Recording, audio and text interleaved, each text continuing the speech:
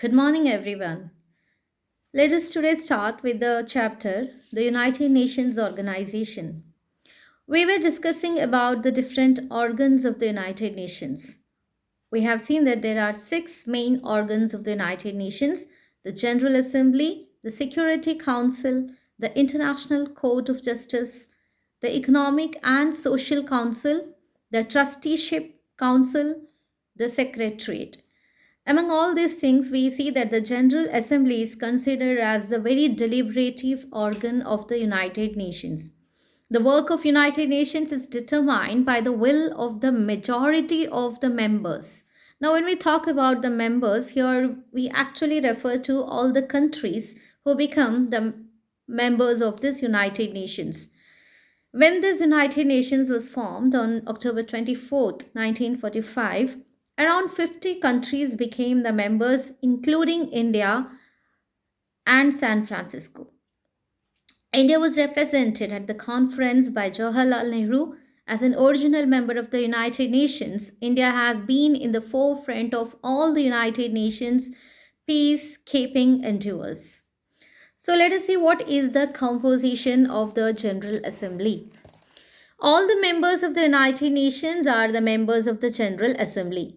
Each state has five representatives in the General Assembly, and every state has only one vote to put. Okay, so that means each state is having five representatives, and every state is having or allowed to put only one vote.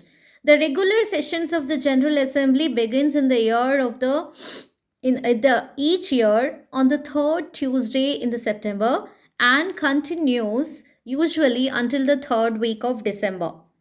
So there will be a president, there will be a chairman, and 21 vice presidents are elected to this General Assembly. And they were formed into different committees where they are given different responsibilities to take care of in their General Assembly. It is also divided based on the different continental and geographical criterias. The important decisions of the matters are made by two-third majority of the people or the members in the United Nations. These matters include the election of the non-permanent members, the Security Council, admission of new members into the United Nations organization, and the suspension or expulsion of the members. Okay, so it also discusses about the budgetary matters and the other related issues which actually sort out the problems or the disputes between the two countries, etc. So General Assembly plays a pivotal role in controlling and maintaining the peace of these countries, and that is why it has been known as a deliberative or a very important organ among all other organs. Now let us come to see what are the important powers and functions of this General Assembly. The first and foremost power of the General Assembly is to maintain peace, that is international peace between the countries. The second one is to ensure that all the members of the United Nations organizations follow the rules and the conditions or cooperate with all the policies that are being initiated by the United Nations organization. Third is that to initiate studies and make recommendations to promote the international political, social, economic cooperation. Now, how the United Nations organization promote the social, political, and economic cooperation? Though United Nations organization is an independent organization throughout the world, but it doesn't have the right to intrude into the political affairs of the particular state. But at the same time, United Nations organization is also having the right to sort out any political disputes that is being occurring between one member of the country, there is one country and another country. And also it asks the developed countries to help the underdeveloping countries.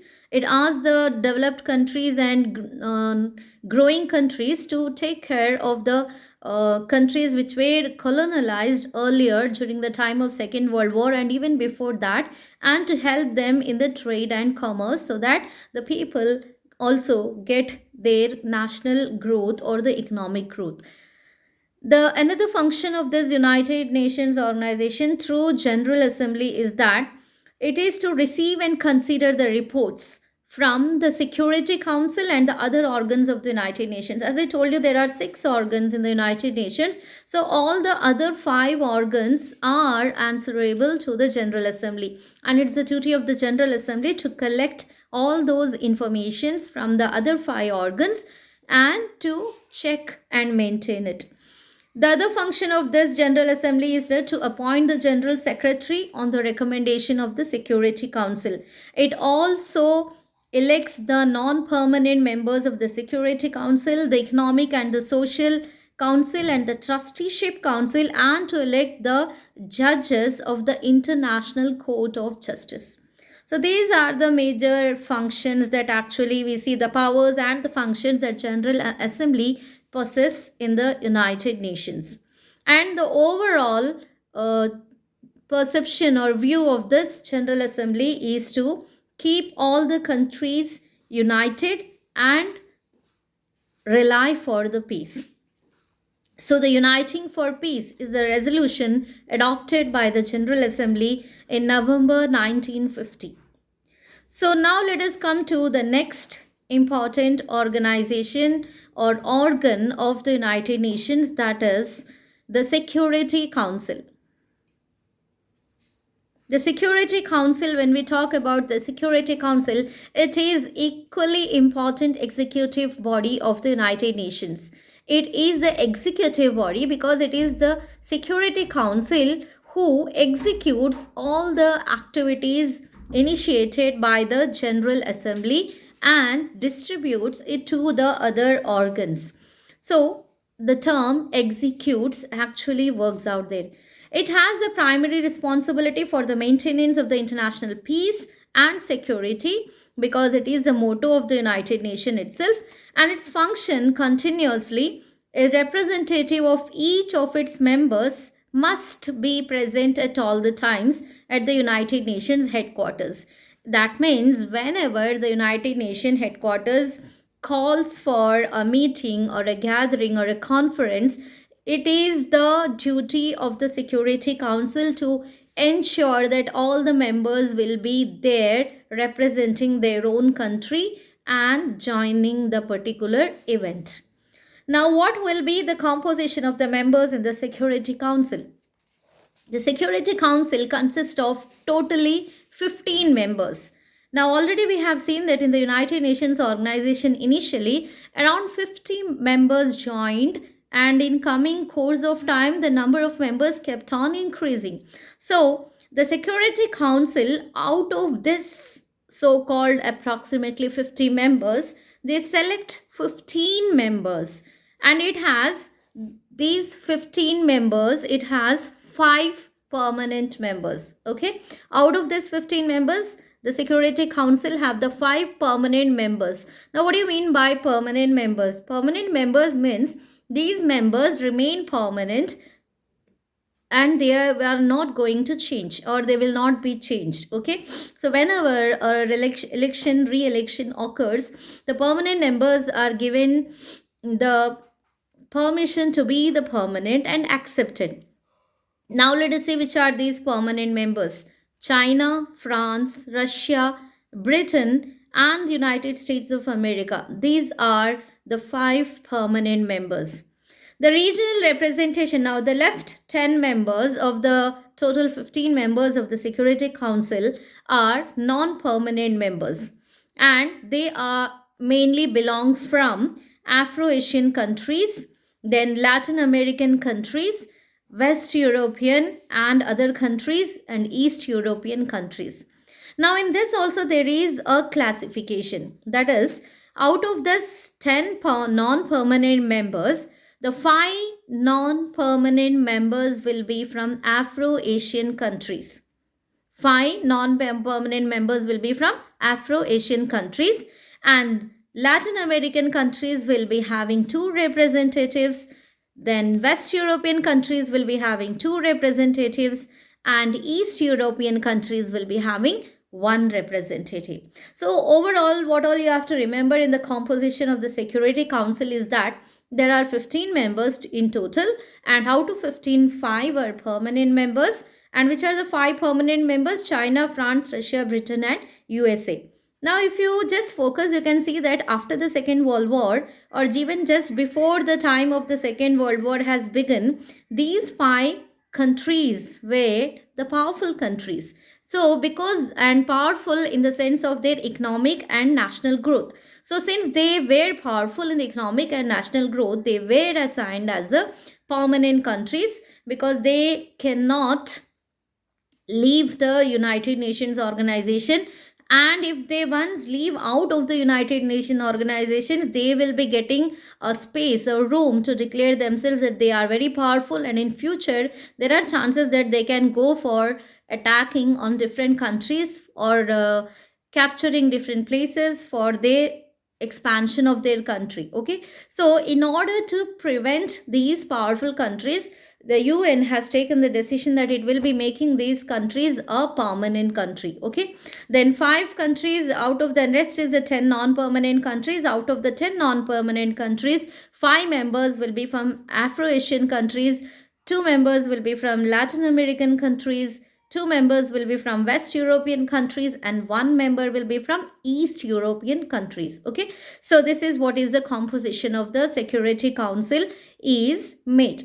Now, the 10 non-permanent members are actually elected by the General Assembly, and we know that whatever decisions, policies that are taken in the General Assembly are taken by the 2/3 majority of the members. Okay, so now these non-permanent members are actually asked to continue, or they can, their tenure of their being membership is of 2 years. That is, every 2 years there will be a re-election of the non-permanent members. So till 2 years they will be continuing. A retiring member is not eligible for immediate re-election. Now, retiring member, if any member is already made up his mind to quit the United Nations organization, or to get out of that, then they are not allowed to stand as a candidate. That means here, when you talk about the member, you are not talking about any individual person. Just keep in mind, you are talking about a country. Okay, so if any country has already made up its mind to quit from the United Nations organization, then that country is not allowed to stand for the election or the re-election. Okay, so the presidency of the council rotates monthly according to the English alphabet listing of its member state. Okay, now what does it mean that the presidency means? What? President means the head of that particular organ. Okay, so now it will be done how that means every time it is selected as alphabetically. Now, for example, with A you have Argentina. So that particular month, the Argentina representative will become the president. Then after that, B with Belgium or some other Burma. So it goes like that, alphabetical order. So according to the English alphabetical listing of its member states, so the presidency presidentship will be given in the alphabetical. That is 1 year if alphabetical A, and any country from that has become, next year it will be from alphabet B. Okay, so next we come to the discussion of the most important power, the power called veto power. Okay, now what do you mean by veto power? Each member of the Security Council has 1 vote. Okay, now decisions are procedural matters are made by an affirmative vote of 9 members, including the concurring votes of all the 5 permanent members. The negative vote of a permanent member is called a veto. Veto means negative vote, means it is not considered. So that's why it's called as veto. Now the council is powerless to act if any of the permanent members uses the veto power. Okay, now I hope you got. Okay, so in the council there will be having 5 permanent members, and in that 5 permanent member, related to any matter or any policy or any new discussion, if any one member is giving a negative vote, and that negative vote you call it as a veto power. That means they have used their veto power. And if any permanent member uses such veto power, then that council loses its power to declare that particular matter or take the final judgment of that particular matter. Okay, so however, abstinence from vote does not amount to a negative vote or veto. Abstinence means not giving vote. Okay, now if you have given vote and if you have given a negative remarking vote, then it is not taken into consideration. That is what you call it, you have made use of your veto power. But the abstinence from voting, but if you withdraw yourself from voting, that is, then it does not amount, it is not considered as a negative vote. For example, you are answering a question and you will be having a negative marking. Okay, so now if you answer that question and your answer is wrong, then it is considered as a negative marking. But if you don't answer that question and you just leave it and you are withdrawing from answering, then it is not considered as a negative. That abstinence is not considered as a negative marking. Okay, I hope you understood this. So this is what you call it as a veto power. Okay, so I hope that you understood this much. So let us continue tomorrow in the next video. Have a good day.